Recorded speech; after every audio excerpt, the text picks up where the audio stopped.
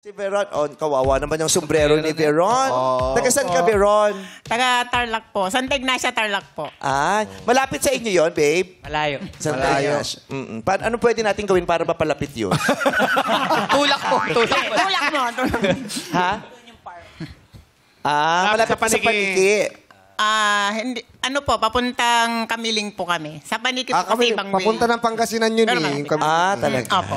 Matagal ka na nagsasaka. Opo, guys. Magmula nung bata ka pa tumutulong kami sa pamilya. Opo.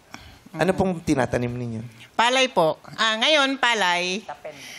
Pagka naani na po ngayon kasi anihan na po.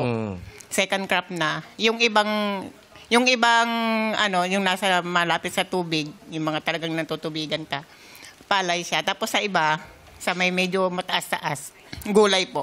Ano mga gulay po? Ang gulay namin ay talbos ng saluyot tsaka talbos ng kabog. Sarap. Sarap sa Yan po ang bagoong. tinatanim namin ngayon. Susunod na crop. Ang sarap niyan sa luyot. I love it pag sa mayonnaise nilalagyan ko ng mayonnaise. Ha? Ano mo yung sa luyo? Magpapadala ko ng isang sako. Mayonnaise. Pwede siguro sa saluyot. Oo. Taray. You know. Mga gulay-gulay. Nagtatanim naman. din po kayo. Okay. May asawa po kayo? Meron po. Sa hirap ng pagtatrabaho niyo, nakakasingit pa rin ba kayo ng mga sweet moments? Date, ganyan. Kung minsan po.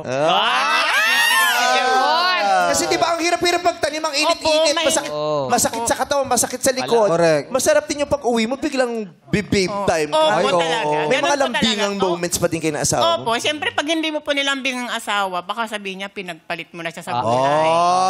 Pinagpalit sa gulay. gulay. Oo, baka sasabihin, ayaw mo na sa akin, bakit? Napamahal ka na sa upo. Opo. Mas mahal na kita sa kaysa sa upo. Talagang, ganun talagang. Kasi siyempre, pag dating ng bahay, medyo haplosan mo. Yeah. Kasi yung gulay ba? Kasi nung una humahaplos, ikaw yung asawa mo. Ako na lang po kasi yung gulay, 'di ba yung gulay ba, hinahaplos mo, lumaki ka ng Oy, si Tatay Eddie, nakita ko yung mata, nag-i-imagine. Nakita ko, pumikit ka eh. Sabi ni Tatay Eddie, gumanyan. Imagine mo yung lambingan nila. So, nasa saan yung asawa mo noon? Pag nasa bakuran lang, nasa pinto, nasa balkonahe. Nasa na po, sa loob na po ng bahay namin. Kasi wala naman po kaming balkonahe. Oh, paano mo siya babatiin pagdating mo? Papasok mo ng pinto. Tapos makikita mo pagod siya. Anong sasabihin mo? Papasok ko ng pinto. Pinto, yan. Oh. Pang! Kumain ka na?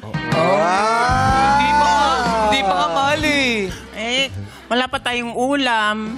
Paano yan? Magluluto na naman tayo ng saluyot pa. Huwag mo na tayo kumain. Lambingin mo muna ako.